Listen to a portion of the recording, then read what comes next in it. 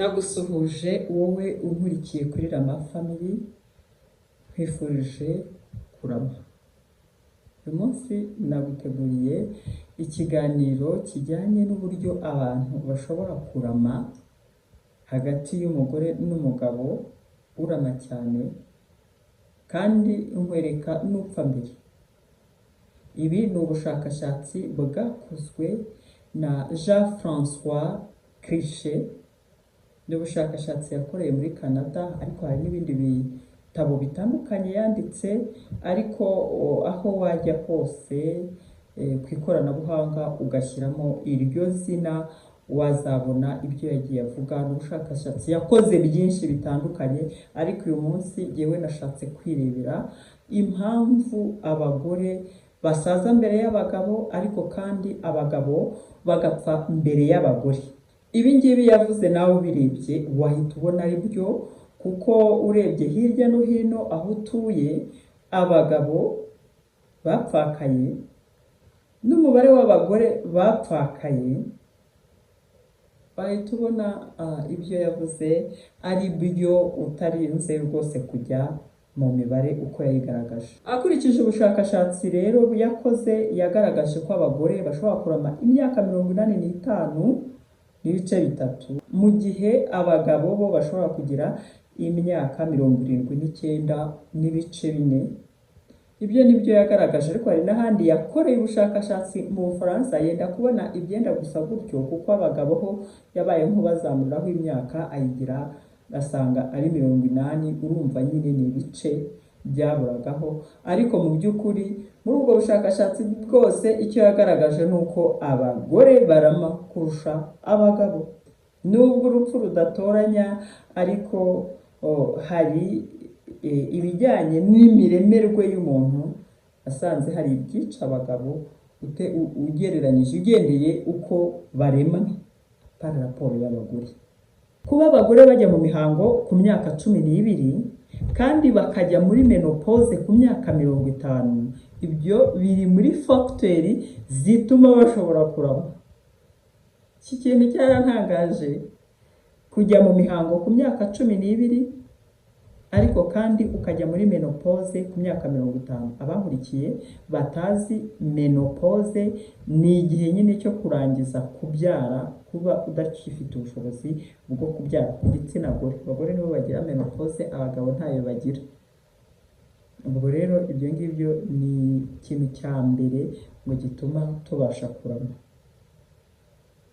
Icya kabiri ni uko hari utunyangingo leseri z'abagore, utunyangingo tuba mu bagore twiyuburura, ariko ngo bakaba bararebye mu bagabo bagasanga utwo tunyangingo twaba tutiyuburura. Mwihangane rwose, nta kundi byagenda, ntabwo ari twe twabaremye.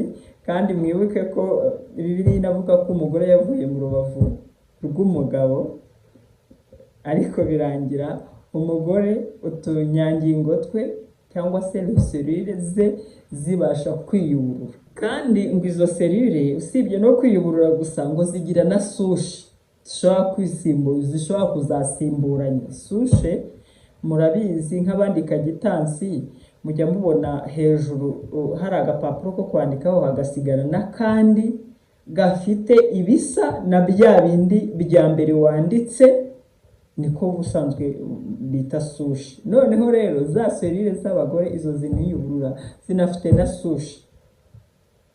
Abagore baremwe mu buryo butangaje. Nanjye ibi bintu mbisoma narabikunze, nongera kubona ko koko nanjye nizerewe. Kwa kundi mujya mutotera amabuye mudusuzugura ngo abagore ni inzabya zoroshye. Aha muri iki kiganiro ndabivuga rwose numva ntangaye cyane, kubera ko naje gusanga nyine abagore bifitemo ibintu abagabo badafite.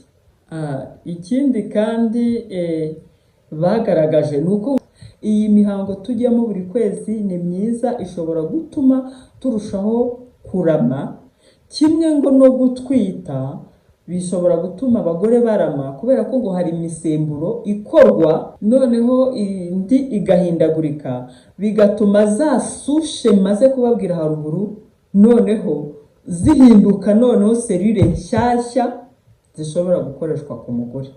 Icya kane, hari umusemburo witwa estrogene. Ni umusemburo uboneka mu bagore gusa, kuko ku bagabo witwa ukundi ntitubigeraho urabyumva.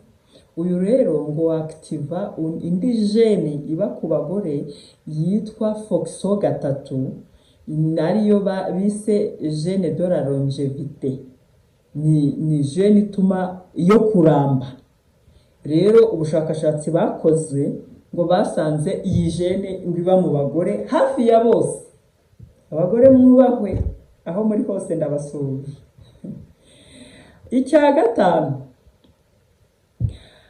abagore bakunda kubyara bakagira abana nabo ngo bararama kubera ko uku kuntu nyine niba twabonye ko gutwita hari icyo bifasha, noneho ubwo no kugira abana bagaragaje ko hari icyo bifasha.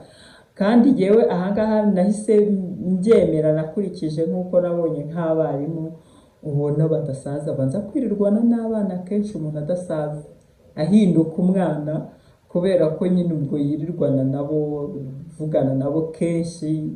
Kandi burya ibya umuntu aganira n'abana ntabwo ari ibintu bistressa, nubwo tujya tuvuga ngo abana bararushya ariko n'ubundi ibyo bakora ntabwo bistressa, bituma umuntu avuga kenshi.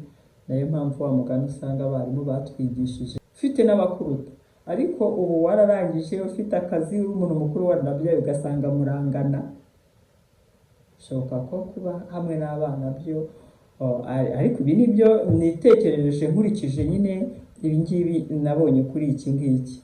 Reka rero twe kugitindaho, ariko abarimu aho muherereye ndabasuhuje kandi ndabakengurukiye kuko muri abakozi b'Imana ndabizi. Nuko tugiye rero ku kintu cya gatandatu gishobora gutuma umugore arama kurusha umugabo. Ikintu bagaragaje ni ikijyanye n'imibonano mpuzabitsina. Nayo abagore n'abagabo bose nyine barayikora, ariko ngo abagabo bahatakariza imbaraga nyinshi zishobora gutuma bataramba. Ariko iki reka ne kugitindaho cyane kuko hari ikiganiro nzabivugamo. Reka ibingibi ne kubitindaho cyane. Buriya abagabo bifitemo umusemburo witwa testosterone, mu gihe abagore twabonye ko ari estrogene. Uyu musemburo uba mu bagabo ngo ubatera gusaza kubera ko ngo ugabanya ubudahangarwa. Ni umusemburo ubarimo ariko kandi ukagabanya ubudahangarwa muri bo. Pole bagabo mwihangane, n'ubu iki kiganiro banza nagikoze nseka, ntabwo ari uko ndi kubishima hejuru, ariko nuko impamvu byarantangaje. Niyo mpamvu uri kubona wenda ndi kukivuga gutya, nuko ubusanzwe nari nzi ko kuba umugore yaravuye mu mugabo, kandi bakaba nanone bongera bakavuga ngo abagore ni inzabya zoroshye. Ibyo ni ibintu byatumye ibyo narinzi n'ibyo aba bashakashatsi bagiye bapiburiya ubona nyine bitandukanye, ngahita mbona ko burya abagore abantu bakomeye. Nanone gituma abagore baramba ugereranyije n'abagabo, nuko ngo abagabo bakunda kuba barebare cyane ugereranyije n'abagore. Ahangaha nibavuga barebare kandi banini, ntuze gukeka ku binure, kuko abagore baba ntabwo bari banini, ahubwo nuko baba bafite ibinure byinshi. Bo wabareba ukabona ni banini, ariko mu by'ukuri ntabwo bari banini kurusha abagabo, ahubwo burya nuko akenshi abagore bo bigirira ibinure, ko mu by'ukuri ntabwo baba babyibushye cyane. Uko kubyibuha kuba rero ari banini cyane bituma umubiri wabo ukenera ibyo kurya kantite nini byinshi ugereranyije n'ibyo abagore bagombye kurya. noneho au contraire usanga rimwe na rimwe batabibona kubera iyi mihati y'isi babamo, kubera ko se ibyo wenda tuba tutanabizi, ugasanga rimwe na rimwe kubera ubushobozi buke uraha abana ibiryo bingana kugira ngo bibakwirakwire, kandi burya uwo muhungu uwo musore yagombye kurya ibiryo byinshi rwose ugereranyije na mushiki we. Ngayo nguko. Ikindi rero bagaragaje ko umugore impamvu aramba kurusha umugabo nuko ngo akora imirimo itavunanye ugereranyije n'iyo umugabo akora. Ibyo byo nabyo nawe umurikiye wabyemeza, wanabyemera. Burya nubwo abagore bakora uturimo twinshi ariko ntabwo ibivunanye, ntabwo ibiremereye nk'iy'abagabo. Ibyo rero nabyo bituma bataramba ugereranyije n'uko abagore bo bamara igihe. Gituma abagabo bataramba nuko abagabo bo bakunda ngo gukoresha ibintu byangiza umubiri, birimo ibiyobyabwenge, birimo inzoga, birimo itabi. Kera tukiri abana umuntu yabaga azi ko abagabo ari bo banywa itabi gusa, usibye kubona abagore b'abakecuru ari bo bari kunywa itabi, ariko wabonaga abasaza none ukabona n'abagabo batari abasaza bashobora kunywa itabi. Ubwo rero nawe wabona ukabyibwira kuko urebye abagabo banywa itabi ari benshi ugereranyije n'abagore.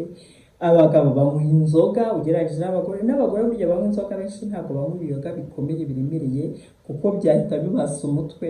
Ubwo nyine n'ubundi birangira abagabo aribo banywa inzoga nyinshi, bakanywa itabi ryinshi, bakanywa n'ibiyobyabwenge ari benshi ugereranyije n'abagore. Ibyo byose rero ni ibituma bataramba. Reka rero twigirire ku cyanyuma gituma abagore baramba ugereranyije n'abagabo, ni uko basanze bo bagira amakenga cyane ugereranyije n'abagabo. Abagore baratinya, babona ikintu bakavuga aha iki ngiki gishobora kunyica. Muzarebe niyo abagore batwaye imodoka batwara bitonze ugereranyije n'abagabo. Yagera no mu muhanda yabona hari ikintu kigiye gutambuka akaba yahagarara, ariko abagabo rwose ukabona nta kibazo bariyaminiya. Uzarebe mubwiye gusimbuka umugabo arahareba ati ese ahangaha ntidutasimbuka, ariko umugore agatinya. Mbese hari byinshi abagore bagiraho amakenga ugereranyije n'abagabo, kandi ibyo ni ukuri. Ikindi nanone uyu Jean François Cliché yagaragaje ngo abagore bakunda kwisuzumisha indwara ugereranije n'abagabo. Ngo barisuzumisha bakanivuza, iyo barwaye akantu akariko kose bahita bihutira kwivuza. Kandi yongeyeho ko abagore ngo iyo bahawe n'iyo miti bo bayinywa neza bakayirangiza ugereranije n'abagabo. Kandi koko ibyo ni ukuri, nubwo hari n'abagore binanira kumara imiti, ugasanga bamuhaye iminsi 7 yahisemo kwinywera mu minsi 3 yabakiza akarekeraho. Ariko ngo basanze ibyo ngibyo biba ku bagabo cyane. Abagabo ntabwo bakunda kumara imiti yabo, nta nubwo bakunda kwivuza kenshi nk'abagore. Ibyo byose rero maze kukubwira ni ibyagaragajwe mu bushakashatsi bw'aba bantu ba Jean François Cliché n'abandi bari bafatanije muri universite bakoreyemo kugira ngo bagaragaze nyine impamvu umugore aramba kurusha umugabo. Mu kiganiro gikurikiyeho nzakwereka noneho impamvu bagaragaje yuko umugore asaza mbere y'umugabo. Nakubwira ngo umugore asaza mbere y'umugabo, ariko umugabo agapfa mbere y'umugore. Ariko reka nkunyuriremo muri make. Nuko uyu mugore ngo asaza mbere y'umugabo ho imyaka 8. Ni ukuvuga ngo umugore mungana, wowe mugabo unkurikiye cyangwa se wowe mugore unkurikiye, umuhungu mungana, umugabo mungana, bizagera ku myaka nka 30 mwembi muri kumwe kandi mwaravukiye rimwe, abantu bababona bakabona wowe mugore urusha uwo muhungu mwavukiye urusha uwo mugabo mungana umurusha imyaka 8. umurushaho imyaka 8 niko bizaba bigaragara. Ariko ibi ntabwo bikomeza kuba gutyo kurinda mushaje, ahubwo bagaragaje ko iyo mugeze ku myaka 50 kwa kundi umugore yarashaje kuruta umugabo bihita bihagarara. Umugabo noneho ahita ku hejuru y'imyaka 50, umugabo ahita asaza vuba ku buryo bwihuse cyane ngo inshuro 4 ugereranyije n'umugore. Noneho kandi koko ibi bintu byose ndewe rwose mbisoma nubwo byari byinshi narasanze ari n'ukuri koko. Iyo abagabo batangiye kugera hejuru y'imyaka 50 basaza vuba umufuririzo ku mpamvu nyinshi. Mu kindi kiganiro niho nzabigaragaza impamvu zituma abo bagore basaza vuba n'impamvu zituma ba bagabo basaza vuba ku myaka 50.